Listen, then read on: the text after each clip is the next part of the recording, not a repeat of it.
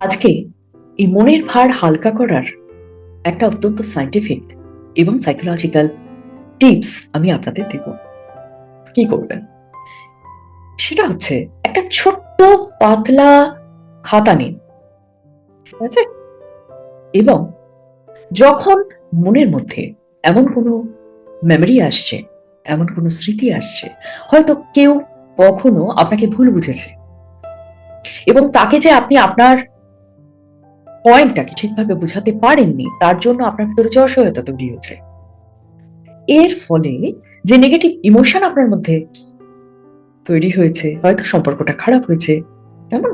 তো এই বিষয়গুলো, এইরকম ধরনের স্মৃতিগুলো যেগুলো আপনার পক্ষে খুব পেইনফুল, সেগুলো ওই খাতার পাতায় লিখে ফেলুন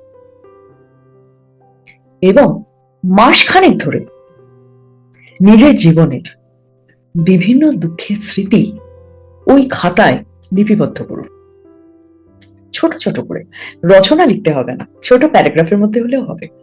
সেই ব্যক্তিগুলোর নাম, তাদের সাথে আপনার কি ভুল বোঝাবুঝি হয়েছে, বা জীবনে কোনো ইভেন্ট যেটাকে আপনি ভেবেছিলেন যে আপনি সাকসেসফুল হবেন, কোনো কাজ করতে গেছেন, ভেবেছেন সাকসেসফুল হবেন কিন্তু হননি, পরাজিত হয়েছেন, তাতে করে আপনার ভেতরে যে ফিলিং তৈরি হয়েছে, যে নেগেটিভ ইমোশন তৈরি হচ্ছে, সেগুলোকে খাতার মধ্যে লিখে ফেলুন।